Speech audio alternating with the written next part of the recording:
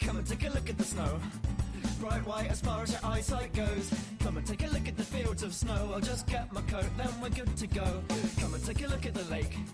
Let's have a quick skate before it gets late. Come and take a look at the frozen lake. Put your clothes on, mate, don't make that mistake. Happy Christmas. Greetings, holiday shoppers. There are 56 shopping days left until Christmas, and I think you know what that means. It means it's time for another episode of Christmas Creeps, your one-stop shop for holiday nonsense all year round. Hi, my name is Joseph Wade, and I'm the host of this podcast, and here are my co-hosts. Johnny Five, the human robot. Hi. Hi, John. I'm not playing your funny voice game. You don't have to. I'm the only one doing the funny voice. Also, okay, fine. Fine. This is the podcast where no one's allowed to commit to a bit for longer than 10 seconds. This is the podcast where the only pleasure we have in life is like shitting on each other's bits. This is both the anti-podcast. Both literally and figuratively. If there's such a thing as a Brechtian podcast, we might as well be it. Isn't shitting on each other's bits what they're really into in Germany? Yes. Okay. Yes.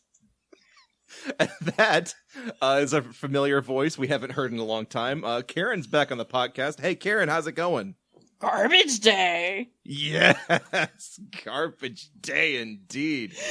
Oh, my God. So we are wrapping up Home for the Horror Days this year on the podcast with Silent Night, Deadly Night 2, which is a wonderful piece of garbage cinema that we have been kind of really been excited about talking about for quite some time, and we're doing it tonight on the podcast.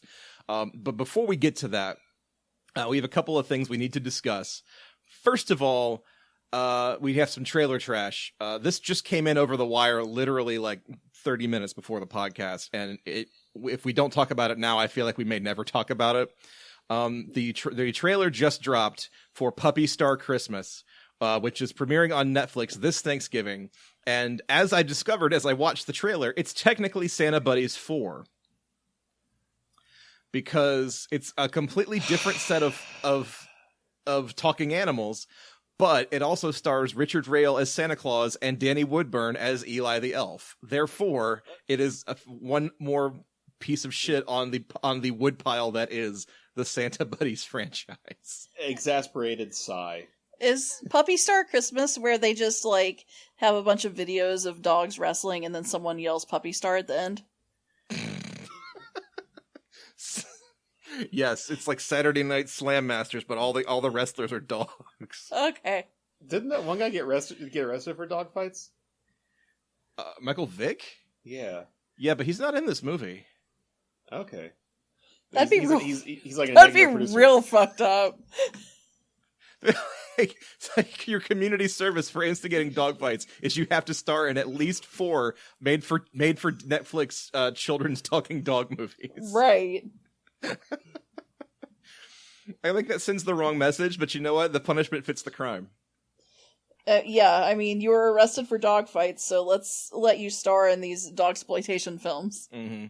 And I'm just like, scanning through this trailer, and I stopped on a screenshot of a dog wearing an eye patch and a sweater that says Kano. So I guess he's a Mortal Kombat character. Oh, shit. And I apologize for bringing us into video game chat, but hi, welcome to video game chat. So it is like World Star for dogs then. Yeah. But I think he's also supposed to be like the dog sheriff of whatever the heck it is they're doing, or no, I think they're actors. They're all dog actors, and I think it's like a dog movie in the universe of Puppy Star Adventure. I don't know. We're gonna have to watch it and find out. And as I say this, I realize I'm going to kill myself. The plot of this is let's put on a dog show. Yes, I have never heard anything so succinctly put, but I kind of want that movie now. Let's put on a dog show. Zach and Miri make a dog show. Ugh, no. I don't want Kevin Smith anywhere near a dog show. A shot-for-shot remake of Zack and Miri, but with dogs. Rex and Fifi make a dog show. Oh, Jesus. But you realize that this means at some point in Rex and Fifi Make a Dog Show, there is some dog that's going to get shat all over, and it's going to be horrifying. Well, that just ties us back into shitting all over each other's bits. It's true. Wow, we really came full circle in about 5 minutes there, didn't we? Yeah. What if it's a shot-for-shot remake with dogs, except Jason Mewes still plays as himself? Like, it's still Jason Mewes, not a dog. Okay, so... all right, I guess this is like the inside baseball for the 4 people out there who've seen Zack and Miri make a porno. But what you're suggesting now is that there's going to have to be a scene where Jason Mewes teaches a dog to make one of its arms go asleep so that it can give itself a Dutch rudder. I mean, that sounds pretty on brand for him, to be honest. Yeah. That sounds like a Jason Mewes joint right there. But you know what also kind of sounds like a Jason Mewes joint is just showing up in any talking dog movie circa 2018. Because what else is he doing right now? Right? You know? Yeah. Fentanyl, maybe? I thought he was like clean and sober or something. Probably. But Maybe. you know, He's the high internet. on life.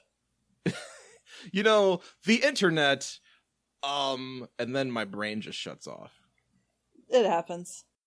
Okay, so before we talk about this week's movie, I have to ask John. John, did you finish this one? I love this movie. Okay. This movie was a fucking treat. I have a 48-hour rental, so I'm going to watch it a couple more times. You know what? Me too. It's going to be garbage weekend. It's going to be a whole garbage week. Yeah, absolutely. But yeah, Silent Night, Deadly Night 2 is a little difficult to track down right now. Probably for good reason, but it's, as far as streaming goes, there's only a couple of places you can find it legally. Yeah, luckily, one of them is YouTube, and it was only $2 to rent it, so we've done worse. Oh, absolutely. For my part, it became a question of, do I want to watch it on YouTube and sit at my computer, or do I want to sit on my couch and watch it on TV and rent it off of iTunes, which is what I wound up doing. Because I discovered that you cannot just rent stuff off of YouTube from your TV. Really? They won't let you do that, or at least not with like an Apple TV or a PlayStation 4, which is how I'm trying to watch this stuff. Yeah, I had some annoying difficulties trying to rent the damn thing on YouTube, for that matter. I had to. I tried to rent it on my phone just so I could like have it rented and be ready to watch everything. But I actually had to go and fuck around with the computer to get it rented, and it was very annoying. Sorry. It kept saying transaction failed, and now I'm thinking: is it just Apple doesn't want you to rent shit when it's not on iTunes? Is that what's going on? Maybe not, but I mean, it is on iTunes. That's what I'm saying. Apple's like, transaction failed. Guess you got to use iTunes to rent it instead. I got you. Yeah, they want you to use their service. I think probably they just really don't want you to watch this movie, which is a shame because this movie's goddamn delightful. Yes, it is. I mean, once you get done watching the first movie, it's great. Yeah, yeah. That is a handy thing about this movie, though. You don't need to watch the first to know what's going on. The second movie is like, in case you forgot about the first movie, here's literally the entire thing. I will say that I was like kind of fucking bored until they got done with the recap of the first movie, and then I was just like fully in like 5 minutes into the actual new movie. Like the Ricky, like you once Ricky was like doing his own thing. You were yeah. So had you seen, like, I know you weren't on the episode we talked about the first one, but had you seen it? Did you watch it with John at least? Nope. Well, she's fucking seen it now. Let me tell you that. Yeah, pretty much. Yeah, for real. Like that first 30 minutes of this movie is almost entirely a recap of the first movie, like of like a truncated version of it. Like they cut out all the unnecessary crap and just gave you what you needed to know. It's just all killer, no filler. Exactly. Yeah, there was only one thing that I thought they needed to have in that they cut out of the first movie, and that was just the crazy grandpa like drilling into Billy's head the idea that Santa's job is to punish. Yeah, I was disappointed that we didn't see Grandpa, because that was like one of the one legitimate like good scare in the whole thing, which is how creepy Grandpa was. Yeah, it's the thing. The movie definitely doesn't need it, but it kind of helps like frame his rampage. It sets the tone, definitely. Yeah. So real quick, let's just sort of situate the movie itself. It was released in 1987. They shot it in 10 days because wow. like the producers said, we want a sequel and we want you guys to just recut the first movie and that's it. And the director and writer said, or the writers rather said, well, we can do better than that. And they wrote basically an entire film and got enough money to at least shoot for 10 days to film enough of Ricky doing his thing to sort of reasonably flesh it out into an actual film. So this definitely could have been a lot worse. You know? I mean, it couldn't have been any better. It was amazing. Like once the new content was it's fantastic. one of those things where it's like I really wish they hadn't have spent 40 minutes summarizing the first movie, but that it's one of those things where it's like it ended up the first half of it is whatever. The part where they're summarizing the first movie, it's what the fuck ever. But as soon as they get into the second half, it is amazingly, hilariously good. Not quality wise, because their budget was $10, but they knew what the fuck to do with those $10. Yeah, John and I were cracking up like the entire time. It was awesome. And part of me is like, if they had done more, they might have done bad. Like what little they did was incredible. Yeah, and that's part of it. Is like it might be some like perfect balance where if they had done any more, it would have all been shitty. Right, or if they had any more time or any more resources at their disposal, they might have overplayed it, and it wouldn't be quite as charming as it is. Because let's be real, this movie is honestly kind of terrible, but they lean right into it. Like, they know how terrible it is. It is so bad, but it's like so bad that it's amazing. It kind of makes me sad because this is a movie that could never exist today for several reasons, such as the fact that you're not going to get a movie with this little shitty budget on a wide release. Like, today, this movie would have to be released by Asylum or some shitty company like that, and then it would just be shitty because it's an Asylum movie. Right, and it maybe would gain attention on, the Sci-Fi Channel or something, but yeah. But even in its day, I know this movie did not get much of a release. Like, it was kind of just, I think it played a couple of festival screenings, and then it just got a very limited release, and not many people saw it until it hit video. So this is one of those movies that really kind of took off in the age of, video stores and rental houses and things like that. And also, this movie's time frame makes no fucking sense, because the first movie ends in the early 80s with Ricky being like 8 or 10 or something like that. Yeah. And then the second movie takes place in the late 80s when Ricky is like in his late 20s. So what you're saying is that Ricky has had to fall through like a time warp or something. It's this movie just doesn't give a shit. It's just like, win the 80s. That's all it cares about. Like there's a missing Silent Night, Deadly Night 1.5 that is just about Ricky's adventures through time. Exactly. That's why he's so nuts. Yeah, absolutely. And that's another problem. Like a movie coming out now would take such great pains to like timepiece everything. Like set everything in a certain time frame. When it's just like, I just love that this movie just takes place in the 80s, but the 80s are 25 years long. Yeah, I mean, we have to write movies now so that the CinemaSins crowd doesn't pick it apart, bit by bit. So we can't do that anymore. But back then, just like nobody gave a shit. I mean, the 80s probably felt like 25 years long. It was like 80% Reagan, so. That's true. Well, let me tell you, this month feels 25 years long, so I don't know. I don't know that I can say that for sure. Yeah. We live in a hellscape right now, is what I'm saying. Pretty much. I think that's maybe the appeal of 80s movies right now, is the 80s were a hellscape, but they ended. Yeah, you know what? That's a good point. To. The 90s are a hellscape too, but it's a more different hellscape, and you need the variety. Like you need to be able to go from like the 6th to the 8th circle of hell, and sometimes take a journey up to the 4th. You can't just spend all the time in one. It gets old. No. If you spend all your time in the circle of traitors and backstabbers, then you're not going to have any time to spend with the lecherous crowd and the gluttons, and that's about as much Divine Comedy as I know. It's more than me. So let's I guess go through this film real quick, because there's not a whole lot to talk about as far as the first one goes, but like it starts out and Ricky is now a full-grown man. He looks all of like 35, and even though he's probably like 20, I guess. Yeah. That was a problem in the first movie, too. Billy was supposed to be like a teen, and he looked in his late 20s. Right. He was supposed to be 18, but he was clearly played by the Wolfenstein character B.J. Blazkowicz. So, all right, Ricky is in an asylum or a prison of some kind, and he's being interviewed by a psychiatrist. The 13th psychiatrist to interview him, as we find out.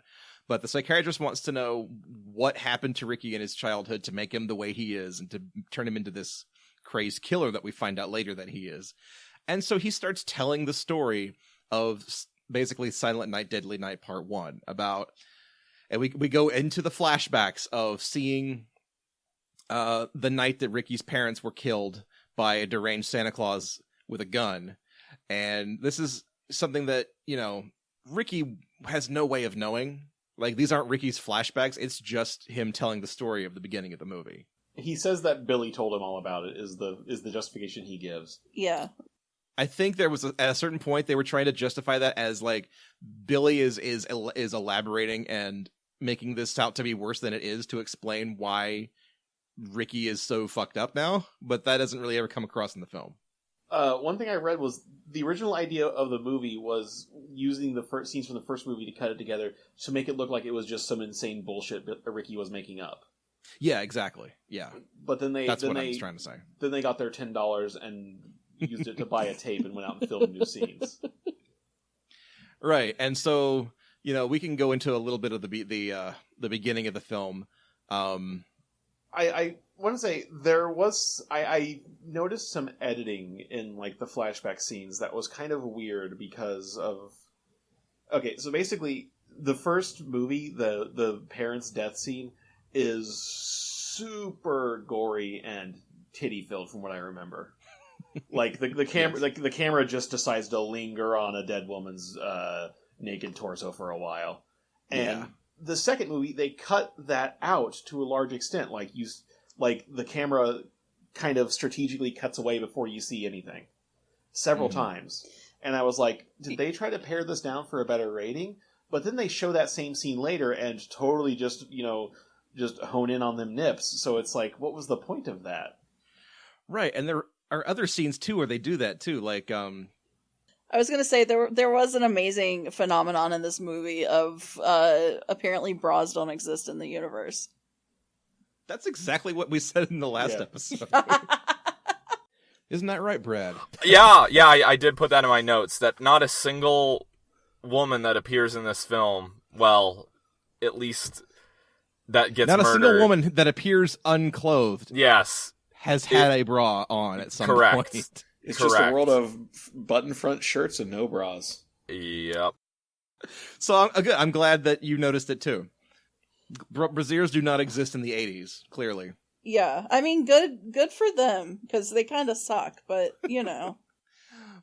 We do see a lot of flashbacks of like all of the nudity that was in the first film because, you know, why not? We got it. Why don't we use it? But then I found out like the scene where the flashback scene where we see Billy spying on the two teens in the orphanage having sex, I found out that the original teens would not sign off for their footage to be reused, so they had to reshoot that scene with different actors. So like within the flashback of footage we've seen before, there was still like footage we've never seen before. So those were supposed to be teens, because I thought they were just like grown-ass adults. Like I thought that was one of the nuns and like a priest or something. And those were supposed to be like 16 and 17-year-old orphans, yeah. Oh my god. But I know Brad had some feelings on that scene. So, Brad, what do you think? Yeah, and then I assume it was kind of implied that, like, when Mother Superior walked in on them, she was, like, beating the dude with the belt. Or just beating the nun for violating her vows. Yeah, something like that. But the point of this is it's supposed to conflate being naughty with what is ostensibly normal sex, and because she keeps using the word naughty and being punished and all of this stuff. The long and storied 80s tradition of grown adults playing teenagers. Because, like, I swear to God, Ricky looks 40. Oh, you know? yeah, absolutely. But, so the first, like, half hour of the film is just Ricky recounting the story of the first Silent Night, Deadly Night. Up from the very beginning with Ricky as a baby, all the way to like literally the last shot of that film. Yeah. And just like paring it down into 30 minutes, which, yeah, is kind of a slog, but it's also like a greatest hits reel because like all of the really good bits are in that little chunk of the movie. Like you even get my favorite kill from the first movie, which was the guy getting his head chopped off from like while he was sledding. Oh, yeah. And then that brings us to my favorite kill, where Billy just chops the head off of a snowman. Yeah. Bringing our body count for this movie to 8 people and 1 snowman. Like, it's all here. Yeah. You know? Yeah, the snowman was fantastic. Just random and bloody. Right. Like, the fact that, like, the bloody axe, like, right into the snowman, it's gross, but I kind of love it. It's just so sleazy. Yeah. And then the movie gets good. Yes. Because then Ricky starts going off on his own story, and we see flashbacks of what actually happened to Ricky after the first film. And so what happens to Ricky? He's a bull. Anybody? He's a bull. He just gets like, he Yeah. goes nuts when he sees the color red.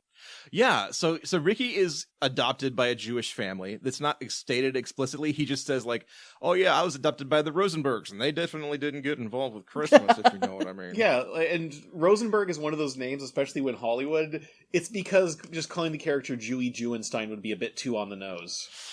Yeah, it's not great, but I kind of get why they let Ricky be adopted by a Jewish family, because I think the nuns probably figure this might be the healthiest thing for him to get him away from, Santa and Christmas. So I can at least understand why they did it, but it's not really ever gone into much. Is it normal for like a Jewish family to adopt from a Catholic orphanage though? That's a good question. Well, I don't know. They said the orphanage was shut down, so I would think maybe that he kind of just became like a ward of the state, and then the nuns still had some like advisory input on it or something like that. Or was it like a blowout, like everything must go, and so like an orphanage fire sale? Yeah. All damaged 8-year-olds must go. Exactly. Buy 2, get 1 free. Yeah. And so it was just bedwetter, like, sorry, no refunds. It was just attracting everyone, you know? Cash only. Yikes. Yeah, so, he becomes a bull and can't... Because he can't handle... the color red. He red. can't handle nuns, and he definitely can't handle the color red. Yeah. Yeah, we see him when he's 12, he kind of has a weird, like, seizure-type episode. He goes kind of catatonic a little bit when he sees, like, a red... and he keeps having flashback to Santa's jacket. And then later on, he's... after his stepdad's funeral, he's having some grown man walking in the woods, time to think time. Gonna go skip a few rocks on a pond and everything, you know? Yeah. Walking with a fucking tree branch over his shoulder. Yeah, while still wearing his funeral clothes. So this happened like 5 minutes later, I guess. And he spies a couple having a picnic. Which, it was funny because the dude is just totally like, type of fucking hillbilly. But he's drinking Tecate of all goddamn things. Right. It was... it was the most odd random product beer choice. They must have just gotten it out of like someone's fridge. Right? Yeah, like somebody on the set had just brought that with them that day. Exactly. Eddie is the guy's name. Starts getting a little fresh with his girl there, and it's basically they end up pantomiming scenes from the beginning of the first movie, and Ricky's kind of having his, for lack of a better way to put it, flashbacks there. Then at some point, Eddie gets up and is like, "I'm gonna go get another beer." Yuck, yuck, yuck. Goes back to his red Jeep, and somehow Ricky is teleported inside the Jeep, and it's amazing. Yes. Yeah, there's like this like shot of like Eddie walking up to the Jeep, getting a beer out. He like walks so that the driver's side is out of frame for like fucking 3 seconds, and then when it's back in frame, suddenly Ricky is like in the driver's seat.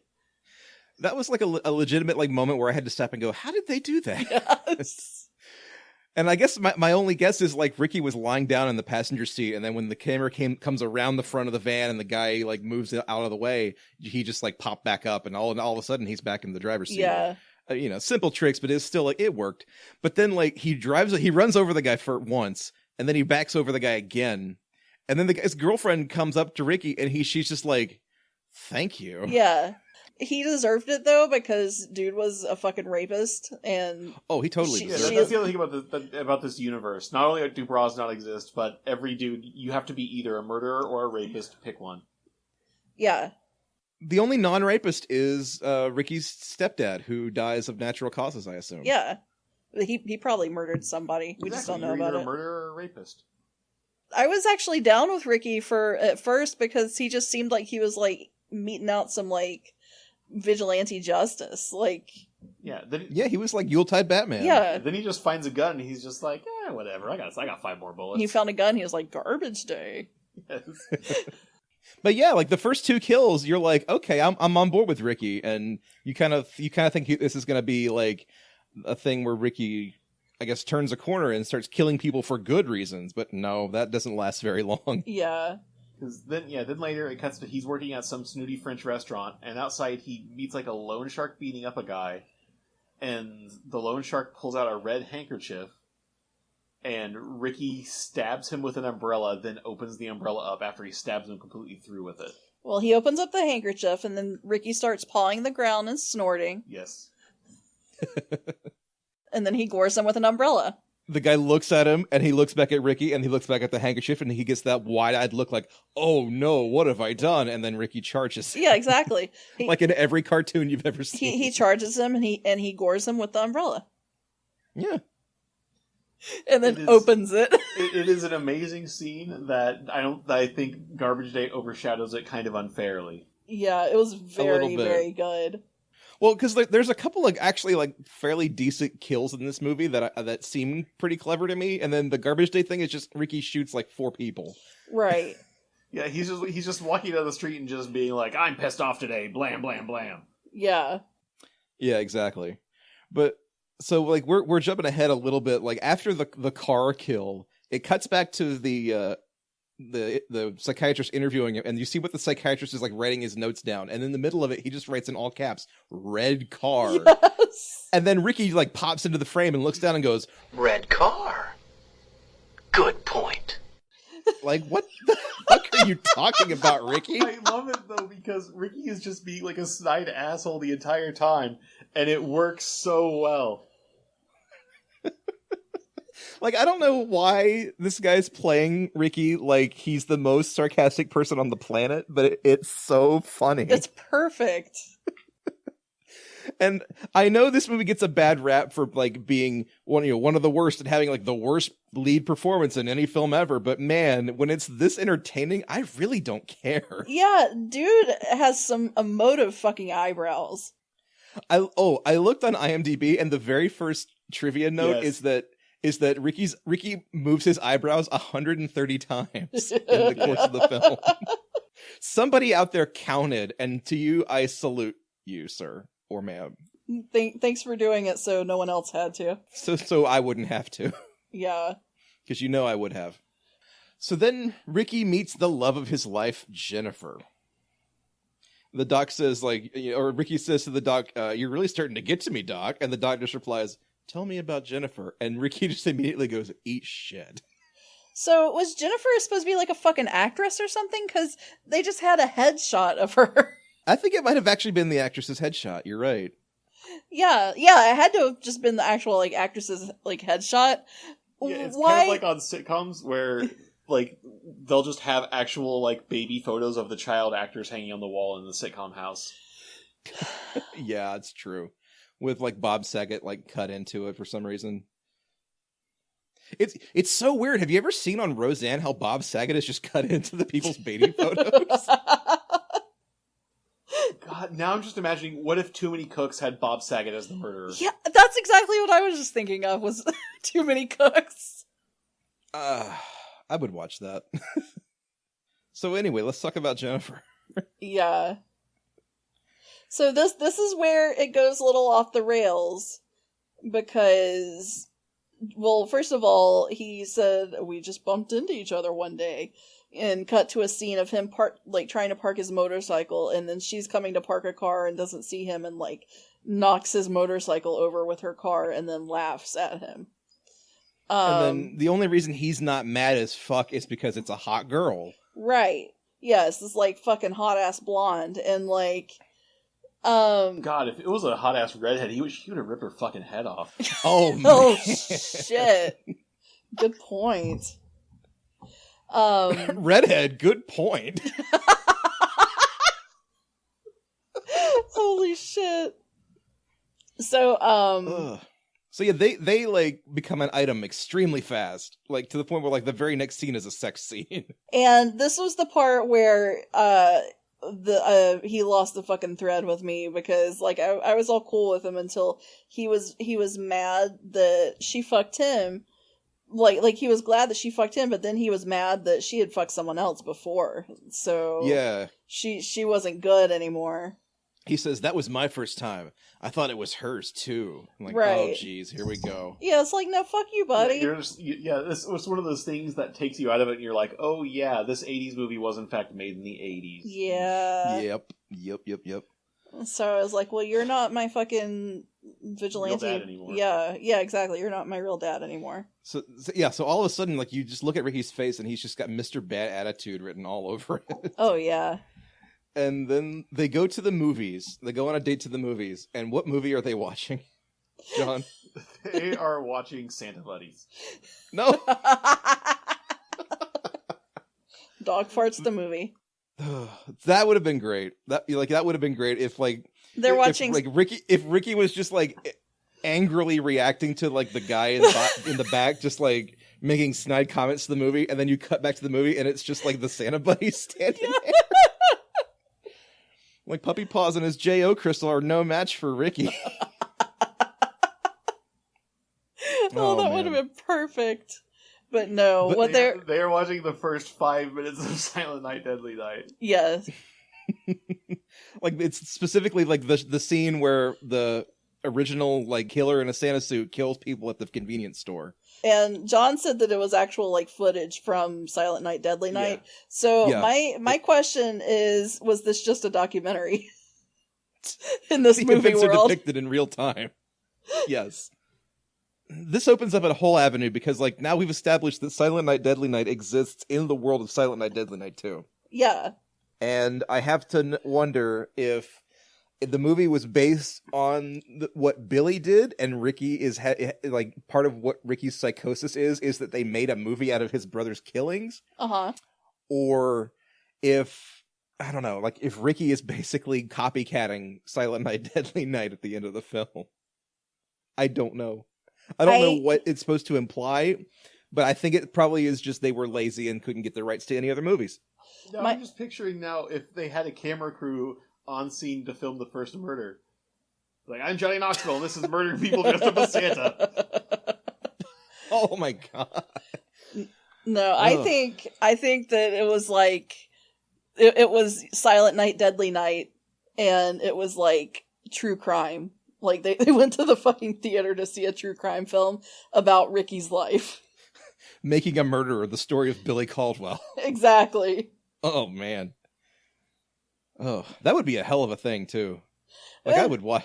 Well, I would watch an entire like documentary that exists in the universe of Silent Night, Deadly Night about the Silent Night killing. Yes. Well, that would be so good. And Silent Night, Deadly Night, and it being a true crime film, it 100% sounds like a Lifetime movie. Like, so It does, doesn't it? apparently this is the Yeah. world where they release Lifetime original movies in the theaters.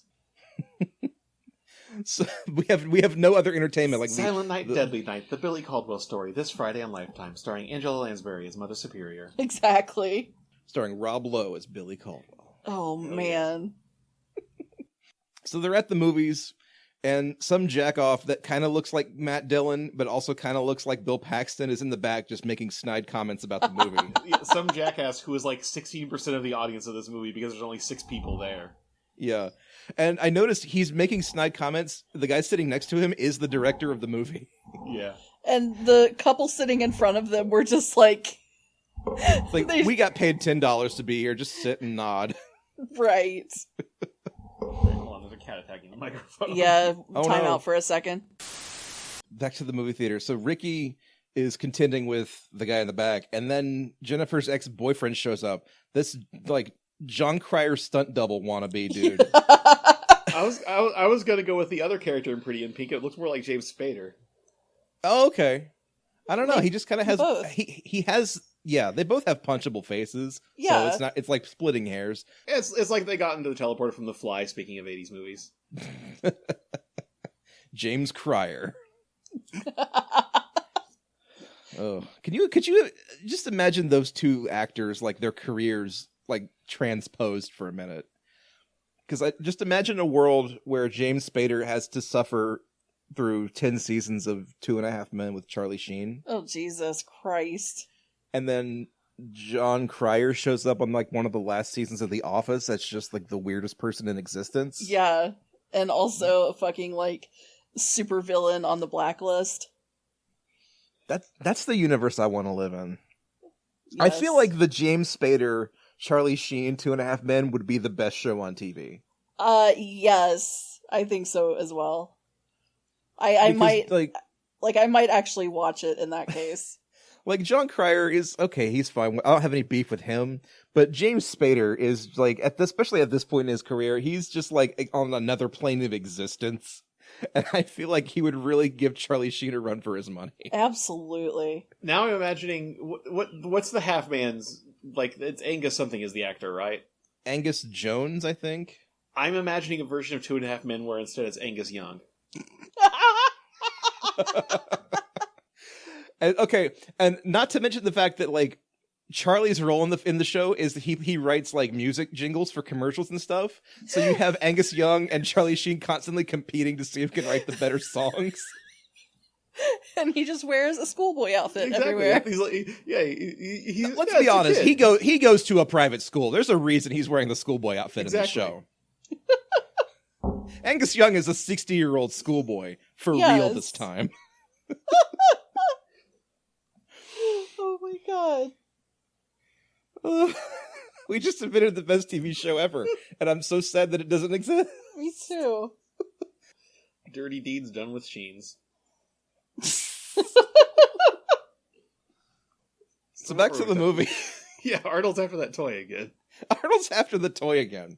So Ricky just straight up, I'm assuming he murders the guy in the movie theater. I mean, we see him like beating him up sort of comic book style behind the seats, but like, yeah, he probably killed him, right? Probably. And I love the fucking, like, so that dude's back there just being a fucking jackass, and he's like throwing popcorn, like handfuls of popcorn up, and then trying to catch it in his Performing mouth. for a crowd of nobody. And he keeps like leaning, like sitting back up, and then leaning in way close to the dude next to him to say shit, and then sitting up, and the camera's following him when he does this. And then one time when he leans back over, he leans into like Ricky's chest. Like Ricky. Yeah, because like, Ricky's here and he's pissed now. So I like to imagine that Ricky just like came up and like sat on the dude that was in the chair. Scram, kid. Yes. But like quietly. No, he just like sat on him and just like squished him. He's like, I'm here now. Ricky looks like he's made of like 600 pounds of like sheer muscle. Oh my god, yes. They had to get like the most like beautiful, terrible actor possible for this. That's literally what they did. Like apparently they had a better actor lined up for the role, and they went with this actor, Eric Freeman, because he just looked more, he quote, looked more handsome. Also, and that was all they did, all they went on. Depending on his like expressions and stuff throughout the movie too, I decided he looked like if like Mark Hamill and Paul Rudd like had a child. I could see that. Yeah. I could see that. My go-to was, this is like if Vince McMahon starred in a slasher movie. Takes off the Santa beard. It was me, Austin! Can you? Okay, now I want someone to recut the fucking gif of Vince McMahon that like fucking everyone uses all the time. You know the one. Oh yeah. With like expressions from Ricky from this movie. Yes, please. If anybody listening out there knows how to do that, please send that to us. Because he makes love that. so many amazing expressions. Thanks in advance, Booker. Yeah, exactly. Thank you, Booker. Please, yes, please, Booker, please. I've never wanted anything so much in my life. But I could not get the image out of my head of just Vince McMahon walking around doing all the shit that Ricky's doing, and I kind of want to see a remake of this with Vince McMahon. where he's just like offing all the other WWE superstars along the way. Oh, he would be so down for that. I know he would. Yeah, I'd be down for that. Man, Yeah. It's too bad Duke the Dumpster Drozy isn't wrestling anymore for the garbage day scene. Duke the Dumpster. Yes, there was a wrestler whose like stage name was that gimmick was that he was a garbage man, and it was Duke the Dumpster Drozy. Oh shit! Oh, that's too good. Oh man. Oh man.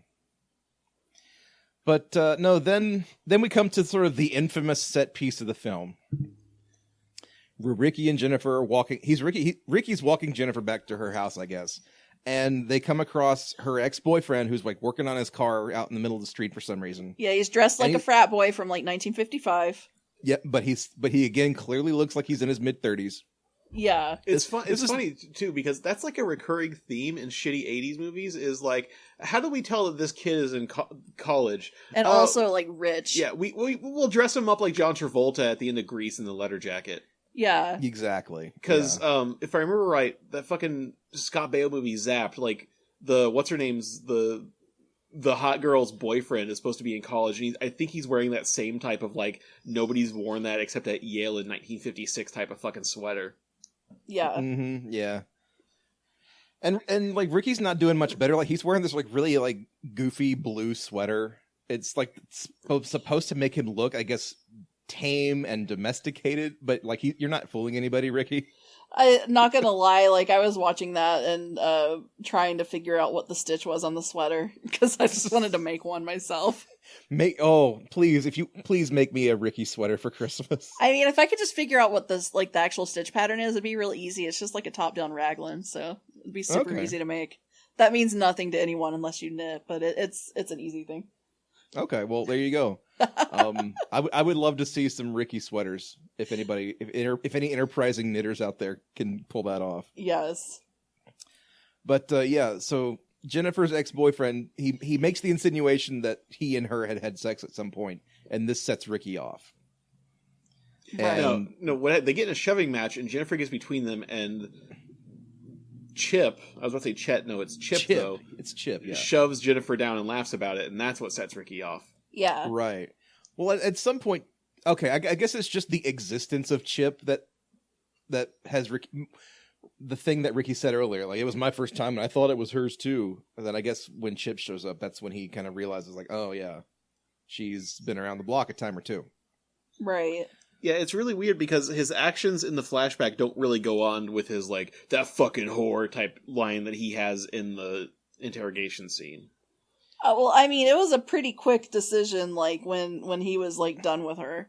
It was all of, like, 5 minutes. But it wasn't really driven by, like, oh, she fucked this guy, well, I hate her now. It was that she started yelling, like, you're a psycho, you're crazy type shit at him. Right, you're right. She yells at him because he kills Chip. Yeah, I know. Yeah, which is totally reasonable. Yeah, and I'm saying that's what sets him off. It's not some right. You know, his reasoning. He has actual like murderer reasoning. He doesn't just have like chauvinist asshole reasoning, which is what the which is what his like lead into the flashback makes you think. Right. But let's talk about him murdering Chip, though. Yes. That's not how electricity works. No, it's not. But he basically puts a jumper cable in Ricky's mouth and then like cranks up whatever battery utility is there. I don't know what you call those things. Yeah, he's using like a fucking battery charger or something. Yeah, it's in the middle of the street where you got to plug that into something. Does he just have like a 300-foot extension cord leading back to the house? Maybe. Right, like they have wireless ones now, but in the 80s, oh, definitely not. Yeah. Yeah, so yeah, he like unplugs the jumper cable from the car. Like Ricky's fucking sorry, cats are making noise. From Ricky's fucking Mustang that he's working on. Chip's Mustang. Sorry, Chip's Mustang. Yeah, and like clamps it on his tongue, I guess. Yes. And I figured he had clamped it on a tooth or something. And he turns it on while he's still holding him by the neck. So it's like, that's how you electrocute yourself, Ricky buddy. Yeah. And I just dropped a GIF into the chat field. His eyeballs explode. Yes. His eyes explode, and then the sunglasses explode out too. It's kind of amazing. Yeah, and then Jennifer starts yelling that you're like crazy or psycho, you killed him, and so Ricky, strangles her with the car antenna. Yes, yeah, he rips off the car antenna and strangles her with it. And then a cop shows up who I was very disappointed was not Clint Howard. Yeah, this cop showed up and I was like, dude is dressed like Barney Fife and he looks like Ron Howard. Which made me immediately go, holy shit, is that Clint Howard? I looked it up and it's not. And first off, how the fuck is it not? How dare you? Second off, if you want Clint Howard in your Silent Night, Deadly Night, let's skip ahead to part 4. Yes. Because he's apparently in that as Ricky. Shit. Yes. And Mickey Rooney is in one of the later ones too, which that's why I'm sad we don't have Brad on here to get Mickey and Andy Rooney confused again. That's unfortunate. Aw. But anyway, yeah, so he kills Jennifer and Chip, like, immediately. Cop shows up. He strong arms the cop's pistol, makes the cop shoot himself in the head, and now Ricky's got a gun. And I was counting. And... I was like, I wonder if this movie is going to remember that 6 shooters are called 6 shooters for a reason. Yeah, we were counting the shots. Also, when he shot the cop in the head, it just left like the tiniest little bullet hole right in his forehead, and nothing else. It didn't go out the back or anything. It was just very clean. But it's like classic, like sort of 80s movie makeup where like yeah. it makes the little red dot and then it just starts streaming down. Exactly. It's a cheap effect, but it works. Yeah, So so then, yeah. Yeah, he's going down the street. He shoots some guy who comes out of the house being like, "What's all this ruckus?" And Ricky just goes, "Motherfucker," and shoots him. And it's amazing. Yeah, just blows his guts out his back. Mm. And then Garbage Day. And then Garbage Day and happens. then Garbage Day happens.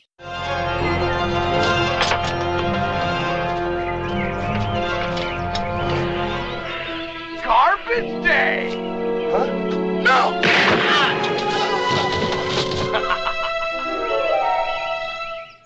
This was the selling point of this movie for me, by the way. Because John... me and everyone. I had forgotten or didn't realize it, and John woke me up and he's like...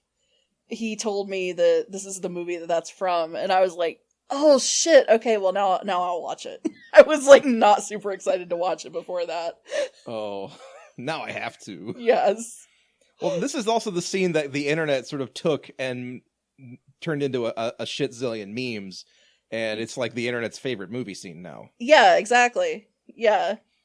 And it's great. Like, I mean, there's nothing, I can't say anything against it or anything. It's hilarious and silly, and his line reading of Garbage Day is nonsensical, but it's just so good. Yeah, it's fucking amazing. So yeah, then Garbage Day happens, and he shoots... See, that's what we're talking about if they would have had more money, because if they had had more days to film it, they would have been like, no, this is silly, let's reshoot it. Right, but it's like a lot of quick cuts to where like he shoots a guy and the guy holds up the garbage can, and I guess he shoots him through the garbage can. It's not really clear. Yeah. Because this is a lot of little quick cuts. But he shoots the guy, he laughs to himself about 1,000 times, and just starts walking down the street with this like weird supervillain music playing behind him. Yeah. And then a car rolls up and he starts shooting at the car, and the car flips over like an inch from his face. Yeah. It's like I said earlier, there's like a couple of really great kills. That's one of them, like the chip with the jumper cable in the mouth, and then the car flipping over like right in front of Ricky's face and then exploding is ridiculous, but it's in the annals of 80s slasher movie kills, it's kind of great. Yeah, the car flips over, and then apparently it was Henry Hill's car because it just fucking explodes. Yes. And then after this, the cops show up, and they all have their guns on him because he's holding a gun. They're telling him to drop it, and then he turns it on himself and is going to shoot himself in the head. And they're all like, "No, son, don't. You have so much to live for." Yeah, exactly. They do that game, and then he pulls the trigger, and hey, he used up his 6 bullets, so he can't even kill himself. Congratulations, movie. You know math. Yep. So they took him in, and that's how he ended up in the institution. In the booby hatch, yes. Yeah, and then smash cut to the present where Ricky has apparently killed his psychiatrist. Yes. Yeah, you see the recording, he finishes up the recording, and he's still talking to the doctor, and as he walks past, you see the doctor strangled on the table with, he was strangled with his tape. Yeah.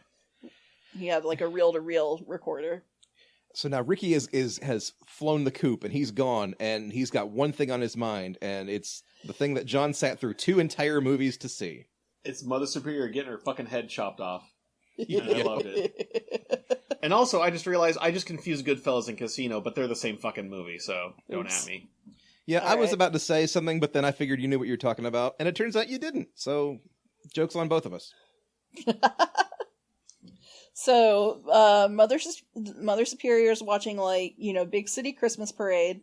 Yeah, it's like it's the Christmas parade in the big city with all your big city favorite things that are in a big city like this one that we're in right now. Right, and she lives at number 666, any street, any town, any state, USA. The most evil address of all.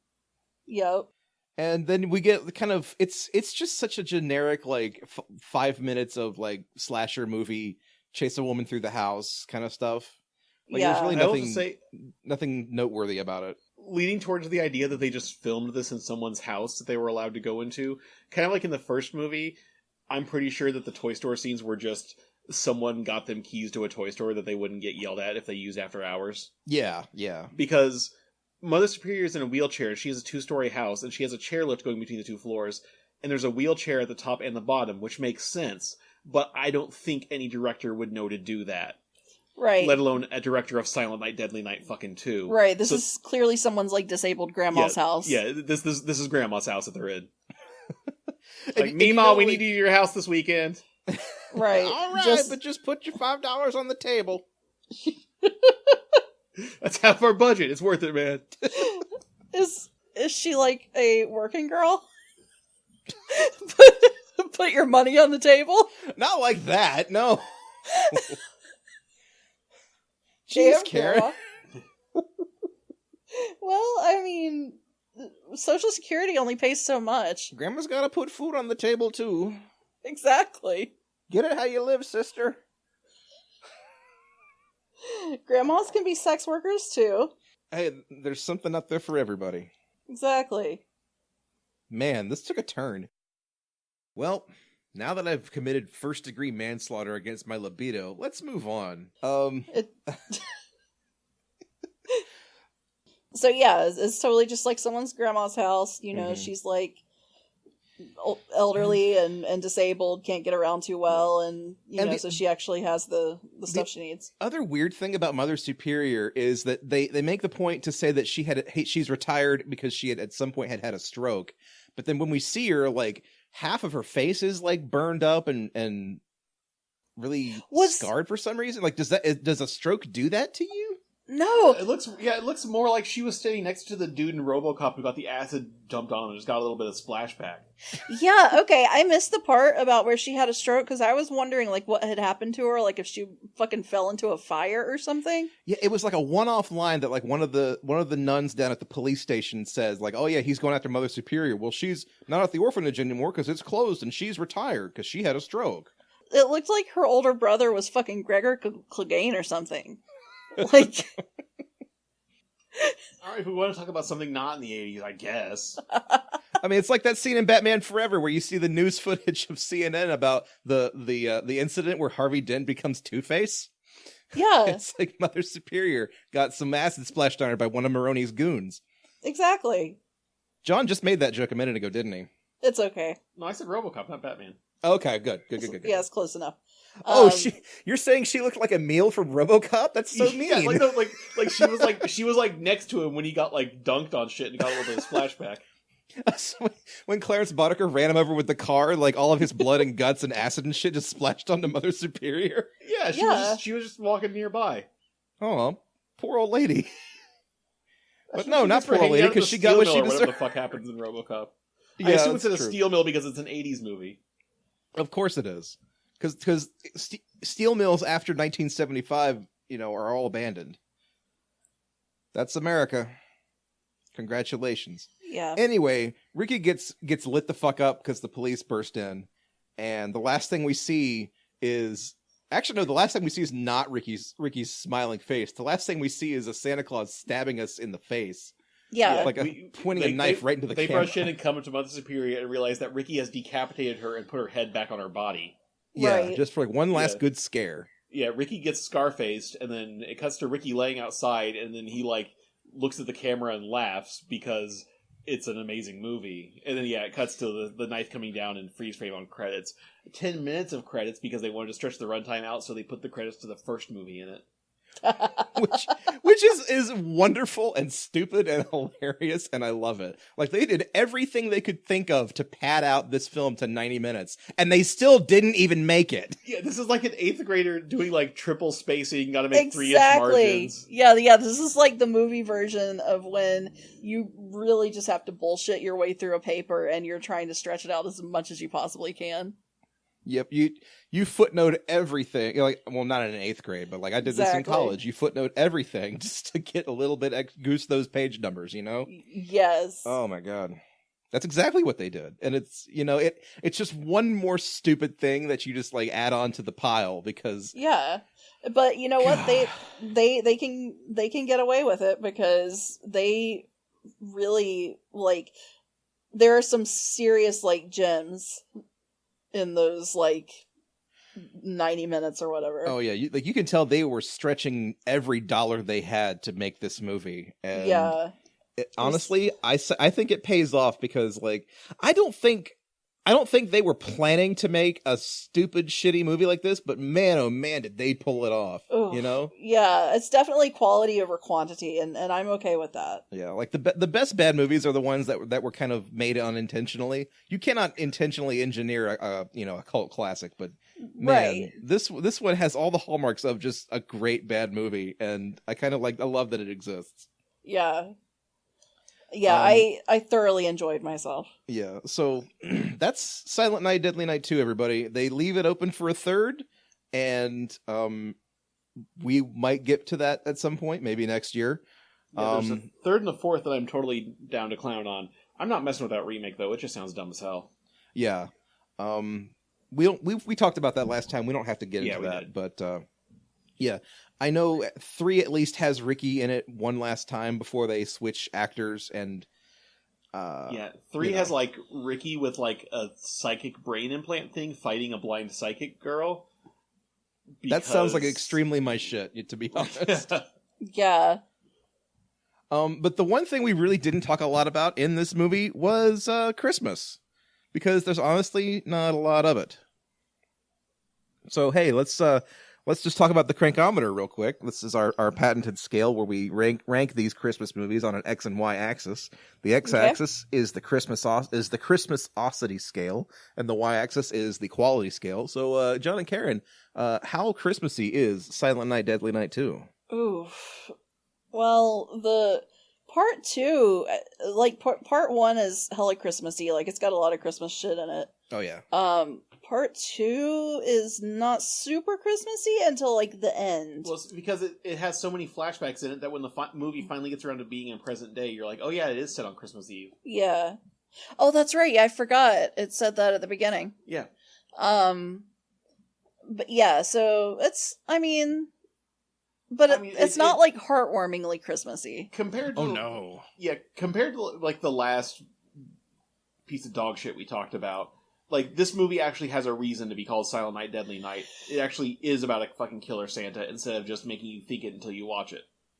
Right, yeah. Yeah. So I will give it props for it. It deserves to be considered a Christmas movie way more than Better Watch Out ever could. And yeah, there are characters that talk about Christmas, and like Mother Superior's watching the Christmas parade on TV and talking about how much of a travesty it is. And like, so it kind of gets some mileage out of the Christmas sort of setting and the trappings and all that. Ricky steals his Santa costume from a Salvation Army Santa. Yeah. And so there is Christmassy, but I feel like it's less Christmassy than the first one. The first one it seems like the first movie, someone had the idea of making a Santa movie. Not a killer snowman movie. That's a different movie we talked about. The second movie, it's more like someone wanted to make a sequel, and they're just like, well, since they had a killer snowman as killer...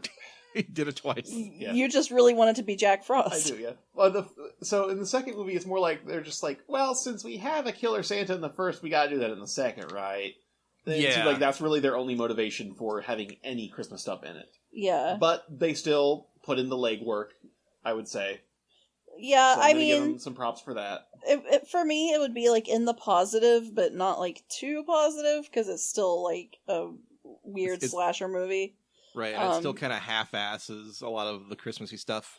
Yeah, I so would be comfortable like a -1, 0, or 1. I would say like a 1 maybe. What did we rate the first one? The first one we rated a 3. I would say maybe a 1 or a 0. I'd be comfortable with those because it does actually use and play with the Christmas trappings for no reason, other than to no real effect, yeah. other than because it is in fact Silent Night, Deadly Night Part 2 is the only reason there is any Christmas shit in it. But Right, and I feel like deducting 1 point is kind of giving it maybe too much credit. So I would be okay with a 1, honestly. Yeah. let's go with that. Yeah. And so then we have to talk about how good the film is on the y-axis, and this is a little bit of a pickle for me because this is definitely not a good movie, but good lord did I enjoy it. Oh Exactly. yeah, it is terrible. And I have to say, quality is not just how good something is. Again, going back to last week, Better Watch Out was not incompetently made. It was just not anything worth watching. Right. Whereas this is Right. the other way around. This is incredibly incompetent, but it is one of the most fun things I've watched for the podcast in recent memory. Yes, it is highly entertaining. It is terrible, but very entertaining. Yeah, I'm with you there. Like, it's just...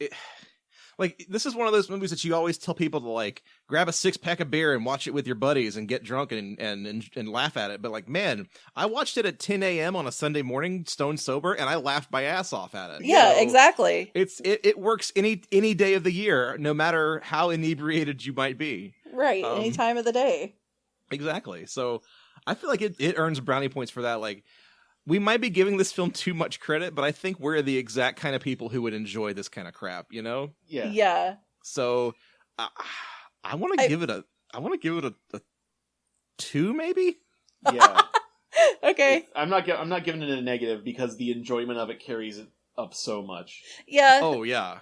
Yeah, that I can get behind that. I like And- it too for this. Despite how bad it is, like I don't think Eric Freeman, who plays Ricky, is necessarily being a bad actor. He's just doing the wrong acting. Right. They gave him like one note and he played it the entire film. Yeah, it's just like they're just like he's just been chewing scenery this entire time. I think he's fucking with us. Like we only got 2 more days of filming, so Yeah, we can't go back now. He is fantastic though. Like at expressions, that guy can fucking pull some facial expressions. Just his eyebrows alone deserve a bonus point, you know? Yes. okay, it's good. We'll say positive 2, 1 point for each eyebrow. Yep. I'm down for that. I'm down Me for too. that. Okay. Yep. So on our crankometer, this film scores a 1-2. So Yes.